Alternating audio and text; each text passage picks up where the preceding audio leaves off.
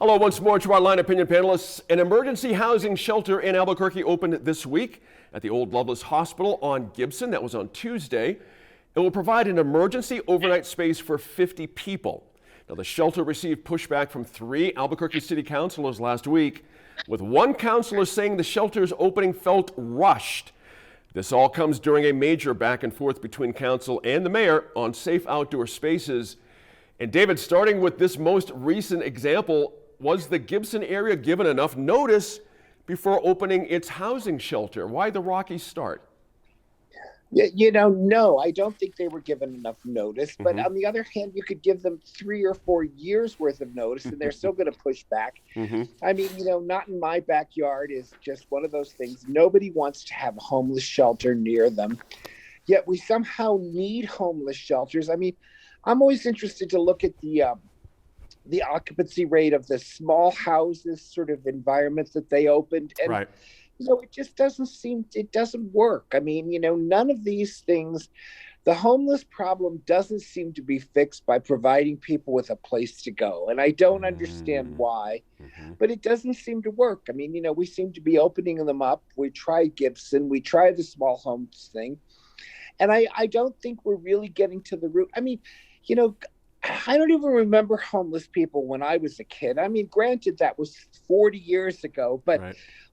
this problem is ongoing. I think it's an economic problem. I understand that it's a drug problem, an alcohol problem, but we have been really lousy, both as a city and a state and as a country, in solving this problem.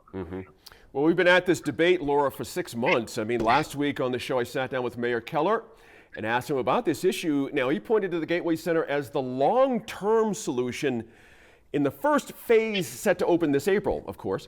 The facility will have 100 beds, and that will have many other resources. But is that enough to make a dent in what Dave's talking about here? Well, I certainly think it's a start, and we have to start somewhere. So, I mean, back to, I think you mentioned that some of the counselors felt that the decision had been rushed to open this. But I also think that, there's a crisis, there's a need, right? Especially on the temporary front, that they had to open this week because of the temperatures. I mean, we're talking about some pretty cold nights and, just people can easily die out there from hypothermia and whatever else is going on. So I think it's important to have a shelter that's stable and available and open, even if some of the details inside have not been fully worked out. But I do think that they should have done what they could to give more information to residents. Right. I think they're going to be concerned about that. That's understandable. They're going to want to know more about what the process looks like for intake and what kind of services are being provided and what kind of security there's going to be. I think that's a natural concern for folks in that area. But we have a citywide crisis. We see a lot of homeless in all parts of the city, I feel like. And it's just something that I think is top of mind for almost every citizen of Albuquerque. There's no part of town that's not dealing with this. Daniel, 3 neighborhood associations near the planned Gateway Center, I don't know where I lost my place here, have declined to sign a good neighbor agreement. Interesting. Saying it did not address some of their chief concerns. So should neighborhood associations and other community groups be able to refuse safe outdoor spaces and shelters? What's the middle ground here? Yeah, well, I mean, Gene, there's really not a middle ground, right? I mean, we've got this huge homeless problem in Albuquerque that seems to be growing. People seem to be ignoring the causes that's this. They just want to address the effect of it, right? And yes, people, as you know, Gene, everybody, you invest in a home, you've got a neighborhood, you raise your family, Right. and you move these shelters in there, especially the government-run ones. They move in there and they don't become safe spaces. I mean, it's really an oxymoron, right? Safe spaces. You go down anywhere downtown in the parks where these homeless encampments have been set up, they're not safe spaces.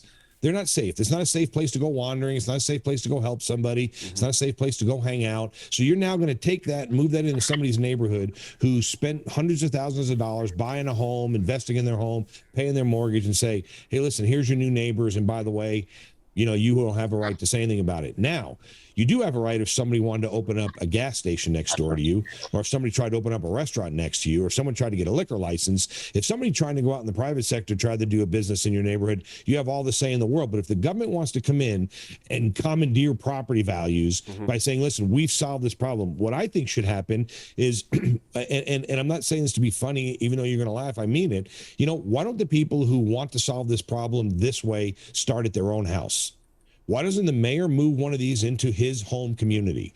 Why doesn't the city councilors that are in favor of it start in their backyard? Why don't they say, we're going to put one in the park in my district where I live, and that's what's going to happen, and let their constituents see what, but they don't do that. They always want to put it in somebody else's property, and they always want to see, but that's the problem, Gene. They judge charity by what they're willing to do with other people's assets let me ask instead you, of judging charity by what they're willing to do with their assets. Let me ask you something about, on Daniel, about this as well. Interesting little anecdote here. Siesta Hills President Rachel Baca wants a facility capacity limit. That's interesting.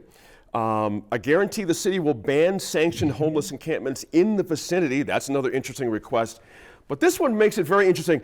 She wants language making clear the Gateway will not function as a walk-up meal site, and none of those terms are included in the agreement. I mean, this is what happens when you get neighborhoods in a negotiation. Is that appropriate? I think, but in it's your fair view? though, Gene, right? They say, so they start off by saying what I'm hearing in that exchange is they know what's going to happen, right? They're like, hey, listen, we want to put people up for the night to keep them from freezing, which is an honorable and admirable deal. Nobody is in favor of people dying on the streets, but the people have learned that that's not what it means. What it means is we're going to put them up for a night, then we're going to feed them, then we're going to bathe them, then we're going to provide services, and now all of a sudden it's not just a one-night shelter, it's a 24/7, 365 shelter. Not only are the people that are staying the night there, you're going to have 200 people show up that are there all day to get 50 beds, and then wanting to have some consistency for their own safety around them and their family, because at the end of the day in New Mexico, especially in Albuquerque, we not only, Gene, and we've talked about this ad nauseum, we not only have a homeless problem, we have a mental health problem.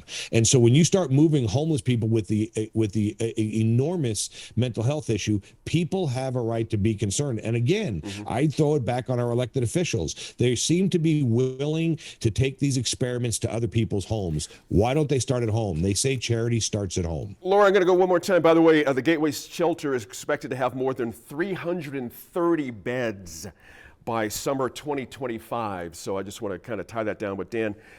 Laura, is there any way to get council, the mayor, neighborhood associations, everybody to come to some kind of agreement on this? Is this even doable at some level, or are we just going to have to suffer these encampments in the far edges of the city and not really think about it here in the interior part of it? Well, I have to stay optimistic on this one. I think it's important that everybody kind of assume good intent. Absolutely. I mean, I think there's a possibility to come to an agreement, but I think people need to come in willing to make compromises, willing to meet the other side in the middle about some of this, and keep in mind the larger issue. Like, yes, a lot of these people have, there's some people who just simply don't have the ability to even think about what living in a home or in an apartment is like. They just don't want to be, in a situation like that. There's actually people who choose to be homeless and live on the streets, but they're I don't think that that's the majority. There's an enormous amount of people who have other reasons for why they're homeless. That's right. The newly homeless, parents living in their car with a child. There's a lot of incentive to get in a roof over your head. Exactly. So I think it's important to include some sort of case manager process and follow up so that you can actually start to connect those folks with the right services and figure out how to reduce this problem, and not just provide sort of a Band-Aid approach where, yes, you have a shelter, but there's no opportunity for movement out of that shelter. Sounds like more conversations needed. Go ahead, I think Dan, these folks would be on board, Gene. I think these folks would be on board if there was a level of accountability, right? There doesn't, I mean, I agree with Laura. Like, I'm not, everybody plays this like, oh, we don't, people like me don't care about homeless people. I do. There has to be a level of accountability though, right? We're going to give you a place to live. We're going to feed you. No drugs. right? You don't get to drink alcohol. If you can't live by those rules, 20 seconds, which Dan. endanger everybody else, but we won't do that, right? We build these 300-person facilities. It's Katie bar the door, and that's the problem. And I think that Gotta go, you're my not gonna friend. get these homeowners. I gotta thank you and the line Yep. panel as always this week. Be sure to let us know what you think about anything Dan said and everybody else on the topic on our Facebook, Twitter, or Instagram pages, and catch any of the episodes you may have missed on the PBS video app or your Roku or smart TV.